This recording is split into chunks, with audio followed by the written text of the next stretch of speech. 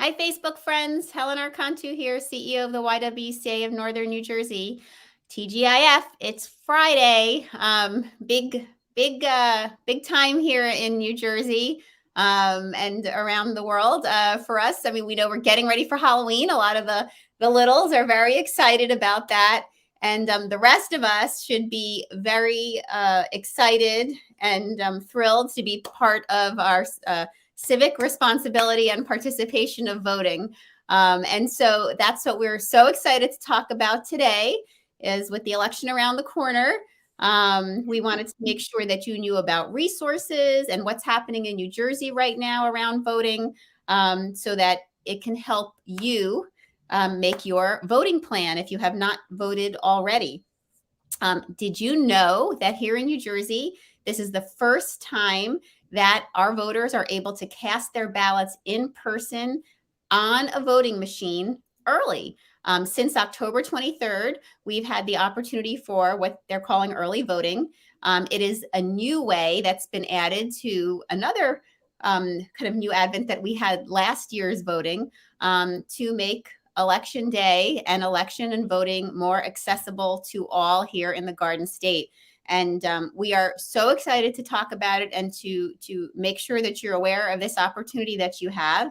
And so grateful that we could have Nike Prieston, who is the president of Northern Valley League of Women Voters, here with us today so that we could talk about this.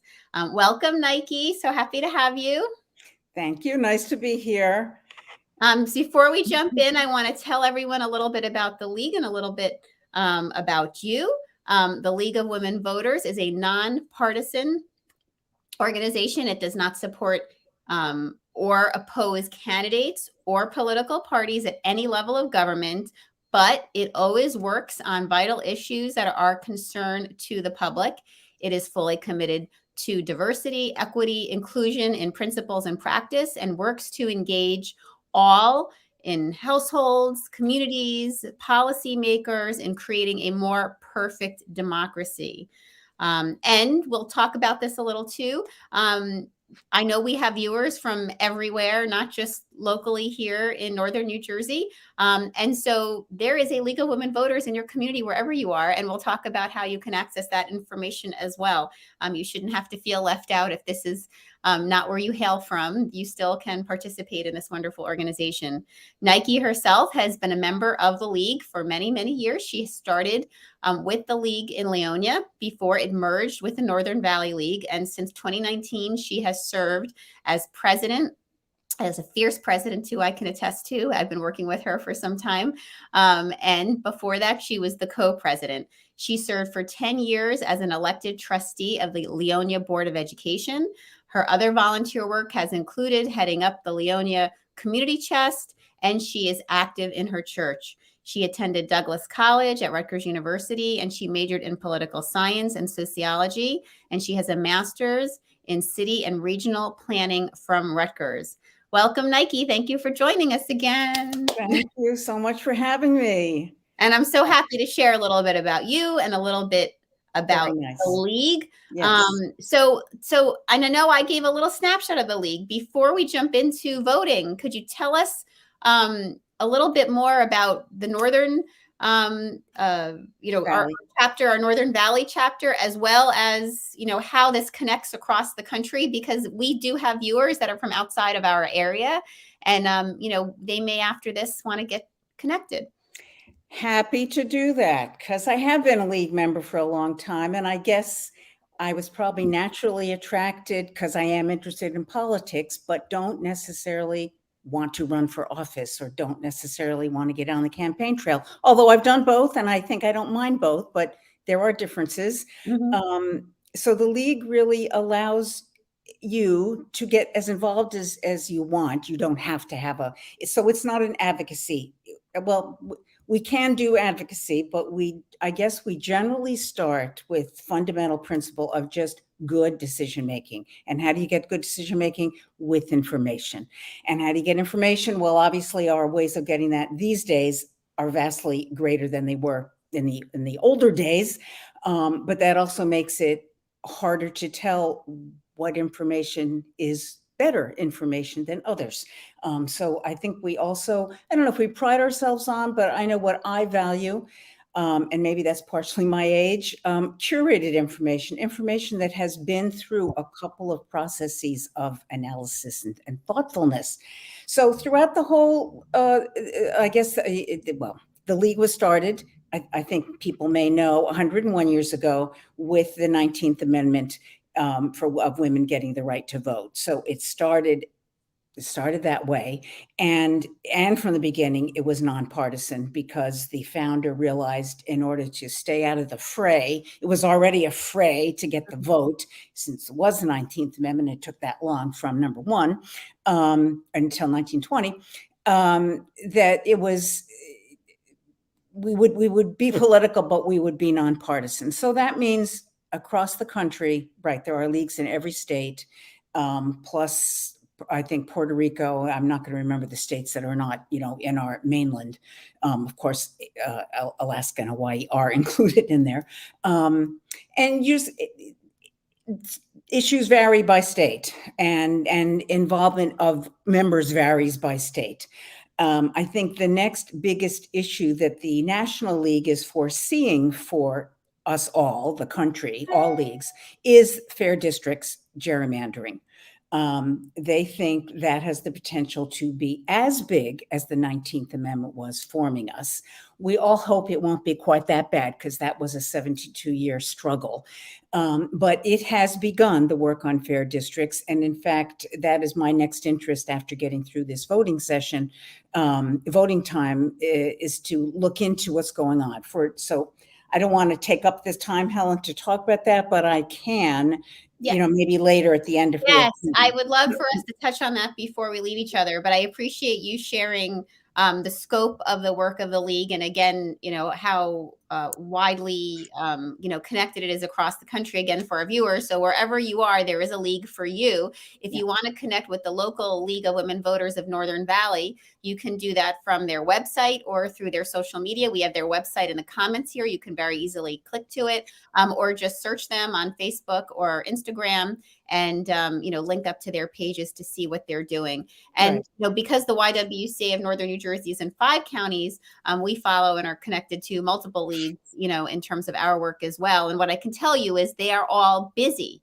They are all busy, and in working and supporting elections, but with key issues as Nike is sharing. And I really appreciate you sharing your journey, Nike, because I think there are a lot of people who are very interested in politics, but don't necessarily want to run for office. And they are interested in the process, but it may not be just for them to jump in. So this is really a wonderful way. You've modeled that so perfectly for our viewers. This is really a wonderful way to get involved and, make sure that you are, still active, but, staying within a comfort zone, for yourself, knowing yourself, what makes the most sense. So, it's exciting what's happening in New Jersey right now from an election perspective, because, it's obviously been a terrible time with the pandemic hitting and the trauma and loss that we've experienced. But, out of urgency of this time, we've had the advent of some new policies and protocols that actually, seem to be really supporting good democracy. So can you tell us a little bit about last year? We started with, mailing in, our votes. And this year we have early voting. So could you talk a little bit about what our voting options are and how they've evolved, and, so our can make a voting plan, as we say. Yes. I'm glad you mentioned the word plan, because I think before, even just a few years ago, maybe just 2 years ago, the League of Women Voters, I don't remember them using the word "and make a voting plan," because when voting was only one day, you certainly had to make sure you got home from work if you were working, or if you were watching your kids, or that you could get out and vote, and that no one was sick, that you wanted to bring if you had your child, just thinking of just all the things you had to work out. I listened to the clerk debate for the county clerk who handles voting for our county, and each clerk in New Jersey's 21 counties is responsible for voting, along with their committees and other superintendents of elections. But he said something that I had forgotten, that the November date was a function, just like our school year is a function with the summers off, is a function of our rural economy that we all had, most of the world. And so November was either the date when the things was done growing, or the date when you were bringing the crops in. I don't know why, but it was one date. So of course, in our day and age, that's just ridiculous. So yes, we now have established 10 days, I think, of early voting in person. And I just tried it out myself, first time yesterday. I think I have something to get used to or think about, or questions. I would think the league will have some feedback on that process, which worked fine on one side, but to me, it was a very big ballot in New Jersey that came out that you were supposed to look at and check. And I'm like, how do you do that standing up with people? I don't know. I don't know if it's me or how other people share that, but it was good to have, the early voting hours include the weekends, and they include up until 8 o'clock. So it's much more accommodating to our schedule. And as you mentioned, Helen, last year, because of the pandemic, they did the state decided. So that was a state decision filtered down to do everything vote by mail. And some of us really prefer the vote by mail. Not prefer, again, I think we should have these options, but there are states in the nation that have had vote by mail for years. All I can think of right now is Oregon is one of them, but there's at least 4 that have had it only. That's all they do, vote by mail. And I guess, the advantage there is that then you're really reading the ballot in front of you. And again, is that my generation that I'm a reader? Because what I noticed on this, on the screen for the early voting, the 2 public policy issues that we're to vote on were over there on the right in really small print. I guess I don't know if you could have expanded your screen. I already knew how I was voting, so I wasn't looking to read it, but I do wonder what other people, I wonder what the voters think. So that's another question I have about that. So we did get the feeling the Bergen County clerk was not enamored of early mail-in ballots. Again, I don't know if that's only his decision, whether that's a higher up decision. So I do think we're probably going to stick with this process that we have, voting in person on election day, voting early through and mail-in ballots for those that wish. And I guess we'll just keep, the other benefit to the early voting in person is that ballot has a paper trail. And that is something the league objected to for many years in New Jersey, that our current ballots that will be used in Bergen, not throughout the state, are the old, not ballots, the old machines are old. And they do not have paper trails. So if that is something important, you'll use the early voting in person. I know other counties in the state have already bought all the new machines. So whether you're voting on November 2nd or whether you're early voting, you're going to get one of those machines. But Bergen didn't have the money or chose to wait until next election for that. So I think that's it's a good 3 ways to vote. It's nice to have options. So let's go back and I appreciate, you're sharing. So county by county, we may see differences in the machines that people are using. So if you have family members or friends that are voting in a different county for you and you share stories after, as Nike is explaining, you might see some differences in the technology that people are using. But at the end of the day, the processes are the same everywhere here in New Jersey. So for the first time, we have 3 options for voting. One is your mail-in ballots, which you have. There's voting boxes, safe boxes that are throughout your county. And there's a list of where those are, which we'll drop in here a link for you so that you can access that information and you can put your ballots in. You also can vote early. I believe it started on October 23rd and goes until Halloween on the 31st. So as you're getting, if you're one like me who's got to get your kidlets out to do the big day, make sure if you want to do early voting that you fit that in before, or as traditionally, you can do it on election day. The polls will be open, as normal from, early morning until, later in the day, that you can go to your polling place wherever it is designated. And you can do that. The early voting actually has a few polling places in each county, so you can choose which one to go to if you want to do early voting. But if you're voting on election day, you have to go to your polling, your designated polling area that's identified through where you actually reside. Right. Is that right? That's it.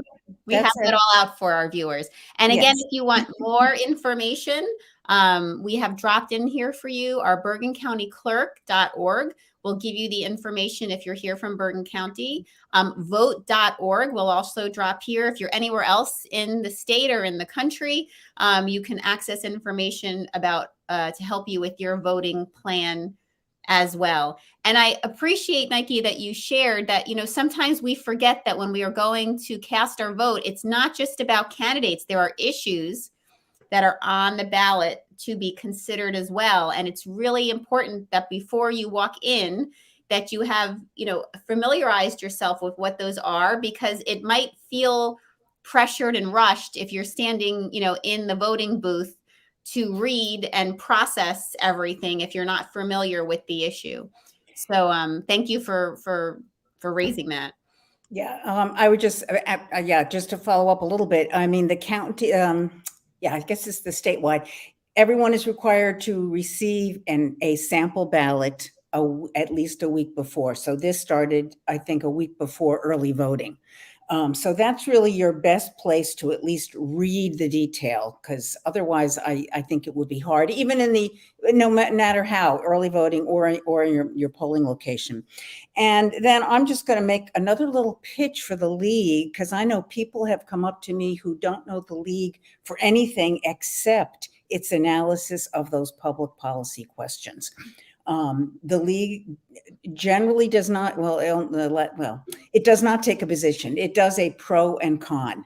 And sometimes it's simple, vote for this because it'll lower your taxes, or don't vote for that because it'll raise your, so it's a series. It's usually, at least 3 or 4 pros and cons, which just make it, it's still your decision. You still have to think about it yourself, but at least it is, because what you'll see on the ballot is the legal words, because of course these are written by attorneys, the interpretive statement, which is fairly legal because that too has been written by attorneys, and there's virtually nothing to make it very understandable. So unless someone, if you're an advocacy group and it's, voting for that issue could be, should we approve a bond issue for libraries? You may have gotten your information from a library group. Shall we approve a bond issue for parks? You may have gotten some information about parks. These little ones, like today, like on this election, about gambling, allowing sports betting, is a little harder to get your information, but you may be in some of those advocacy groups. But what's nice is that the league analysis is simple and completely pro and con. You get both sides. But it often comes out a little late, and sometimes you got to get on the league in New Jersey, the league website. And then I am going to talk about Vote 411 a little later on, Helen, depending when you get to, if you get the, Yes, we'll get there for sure. Which is another source. So one of the things, so you shared a little bit about, again, and I also, tried to remind our viewers, educate yourself about the questions that are on the ballot, not just the candidates. And, you can, whether you got your mail-in ballot at home or you go look online so that you're aware of what they are, and just make sure that you've read them. But now let's get to the candidates. I mean, there are a lot of candidates. They're running in different areas. It might be for your Board of Ed. It might be, for, we've got our assembly, up. We have, governor, a big race for governor this year. So there's a lot of key races. They're all key races, as I always say, no matter what they are, but there's a lot of key races happening right now. How can we, if we're not sure, I mean, we get bombarded with so many ads, and so many of the ads are so negative that it might be hard to really feel like you understand what the candidates, who they are and what they really stand for. What are some of the ways that the league has, really, stepped up to help us get a better understanding of the candidates before we cast our votes? I love the question, Helen, and that is really, it has been, I think, the core. I mean, voter service is the core of what the league does. Again, that's how we started, getting the vote. But it is not just a matter of going and clicking yes or no. It's knowing that this is a better person than that, or this person has better ideas than that, or I trust this person more than this one, or this is a good public policy issue to vote for.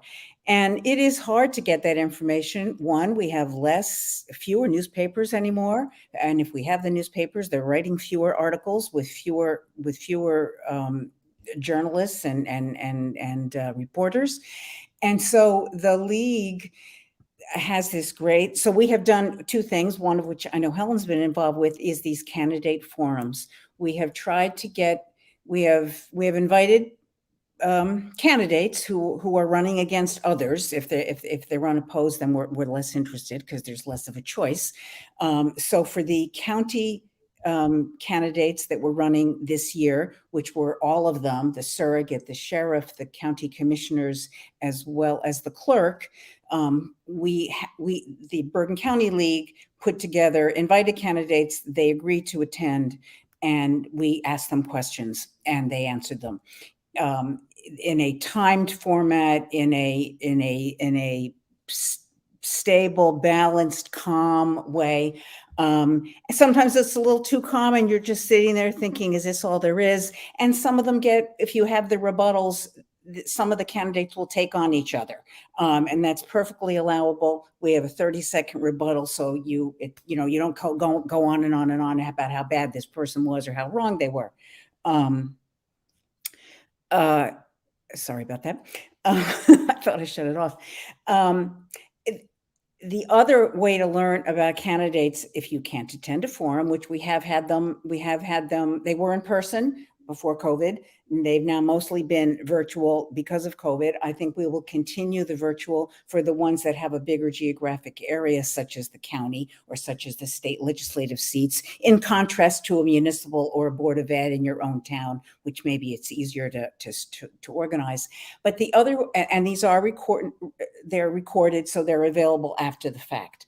In addition, what I love is the Vote 411 site, and I do recommend people visit it. It's only as good as the information that is put on it, and so that is dependent on league volunteers, and sometimes that's hard for those of us to make the time to get the information up there, and if a candidate does not respond. So basically, the league has asked questions, similar questions to what is asked in a candidates debate, but fewer, more like 3 or 4. And we ask the candidates, post your picture, answer the questions, and put it up online on this site. And so if you go into the Vote 411 site, you'll get other information, how to register to vote, where to put your mail-in ballot, how to get a mail-in ballot, all of that. Plus, you'll put your address in. It doesn't need to be concrete. You can just say Westview Avenue in Leonia, and it will show you what's on your Leonia ballot. It will match what is coming in, what comes in the mail. And you'll go down and you'll see who answered your questions. We were very fortunate to get most of our county commissioners to answer questions. I do not know if we got some of our state legislators, that's Senate and Assembly, to answer some of them, a few of them to answer the questions, not all of them. I do not know if the governor, Jack Citarelli or Phil Murphy, actually answered the state league questions. And then in your own town, you may get, that's where we're much more spotty. For Northern Valley, of our 29 towns, we had 15 competitive elections, and I think we might have only gotten responses from about 10 candidates of like, I don't know, 100. Because usually, well, maybe 100 is a little high. But anyway, you'll find what you find, and hopefully it'll be useful. It also includes the analysis of the ballot issues. Anyway. Right. So there's a lot of good information there. So for our viewers, if you're interested in seeing if you're the candidates that are, you're considering have participated in the Vote 411 process and posted information, you can go check it out. We have right here for you in the comments the link. It makes it easy for you. Just click it and go right there. But as Nike said, even if they have not, there's other important information on that site, including the questions, which again are really important for you to have reviewed before you get there. And as Nike shared, many of the debates this year, whether they were done with the Northern Valley League or elsewhere, if you're in one of our other counties that we participate, many of these debates are saved for you because they were done virtually, and you can access them through going either to the league's website or the league's social media pages so that you can watch them. And, there might be a candidate race that's so important to you that you really want to, even though it's after the fact, go back and watch the debate and see, what the candidates have to say and, how they interact with each other and who you feel most comfortable with. Because as I say all the time on YWTV and in probably, every time I'm, in public or talking about voting, it is really, there's so many important issues happening for us today around, and they're all linked to who you have in office, who you have sitting in these seats. And so you need to make sure that you, one, are casting your vote, and two, that you're making sure you're casting your vote for someone who reflects your values as a citizen, and that you've done your research to make sure that they reflect your values and that that's who you're putting into office. And, I know sometimes I hear people say, well, I'm just going to vote for nobody because, I don't really know either of the candidates. That actually puts, us as a country, as a democracy, really in peril by people, taking that stance, because then we are left with, people who, are voting, making all of those decisions and those lack of votes, can sway an election just as much as participation. But we definitely want to see participation because that does show our democracy in action. Again, we've given you 3 ways that you can get out to vote. Make your voting plan. It is not too late. You have until 8 o'clock tonight if you want to do early voting. There's in every county, there are multiple locations for you to do that. You can still fill out your ballot and drop it off in one of the boxes, or you can traditionally go on Tuesday and drop it in. And, I'd like to say to other employers, I'd like to tell you what we did at the YWCA. So maybe you can model it. I mean, some organizations and businesses are closed on election day to really ensure that people can get to the ballots and cast their vote. Because of early voting this year, we didn't want to wait. We gave all of our staff paid time to go. They just had to arrange it with their manager. They got 1 hour to go vote. And we wanted to encourage everyone to vote early and to get out. And because we support the political, democratic process, we didn't push them who to vote for, but we just wanted to make sure that they did do that and that there was no reason, to impact them not being able to get there. So I would love for other employers to follow suit. If you are working on Tuesday and you're not, your staff is there, that you give them time on company time to get there and, manage their schedules to be able to cast their vote. We really have come a long way in New Jersey with all of these options. As Nike said, other states have had some of these options for years. This is new for us. And unfortunately, it took a pandemic to make some of these changes happen. But, again, if nothing else from, this terrible, traumatic time, we can look back hopefully and have some, seeds of progress, planted. And hopefully this is one of them. So Nike, before we leave each other, and again, for our viewers, remember, we've got all these important links for you here in the comments for you to follow up. You started by talking about, what one of the issues is that you know that the league is going to focus on going forward as soon as we get through this election. Can you give us talk a little bit more about that? Because I'm really hoping that one of the things that happens from this broadcast is not only that people create their voting plan and know where to go for information, but that they really consider getting more involved with the leagues in their community. Because again, we should all not only be concerned about who's in office, but we should be concerned about our voting practices and, making sure that they are secure and really aligned with our democratic ideals. Agreed. I think fair districts is one of the issues. And that is a current one right now. Every 10 years, there's a census. So I know the league was involved, the Y was involved with making sure people filled out those forms, get your information in. So the census data has been released, and based on those numbers, states either lose legislators or gain them. That is in the Senate, the National Congress. So the Senate stays stable because it's two people, no matter what your population is per state, but the House of Representatives would change. And that also has, I don't think it's a ripple effect, but it has a similar effect to your own state legislature.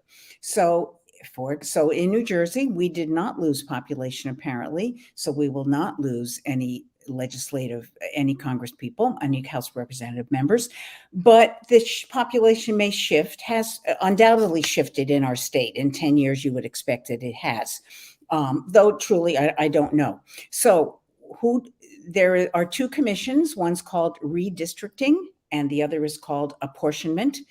The apportionment does, and I think I'm going to forget which one is which.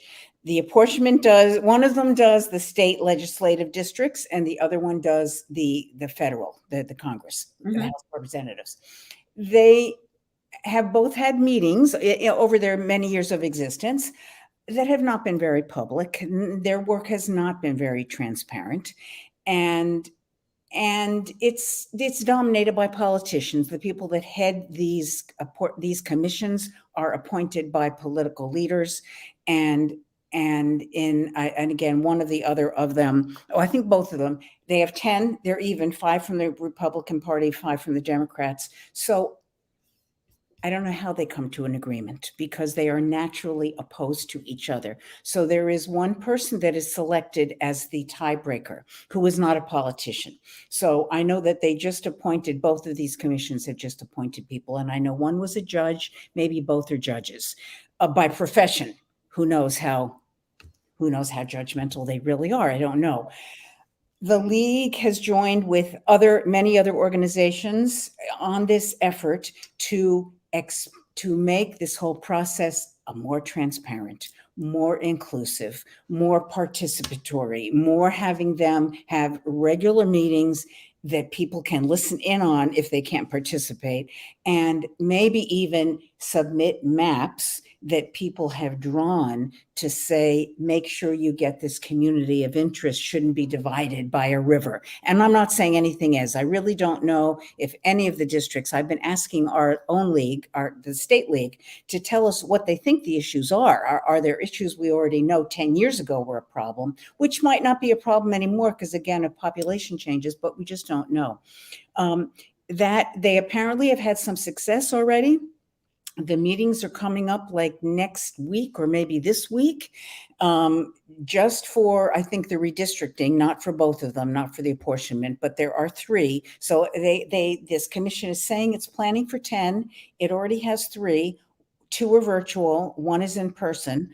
We know the times. We don't know the location of the one in person. So I think I can see this has kinks. I can see but that's what live things are. It's not all worked out, but I think they're going to, people, YWCA people, league people, our whole state, voters, residents should be involved in these decisions, or should at least oversee to make sure that, okay, that makes sense to me. The line you've drawn or you're keeping is a good line.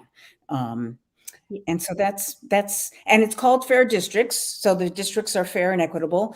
Gerrymandering is the other term. Gerrymandering is named for a man. I think his name is Jerry Mander, who was a politician who wanted to win an election along with all those other cohorts and created a district that fit their needs. That is a gerrymandered district. That's where So the league, we do not, that doesn't support equity or good government.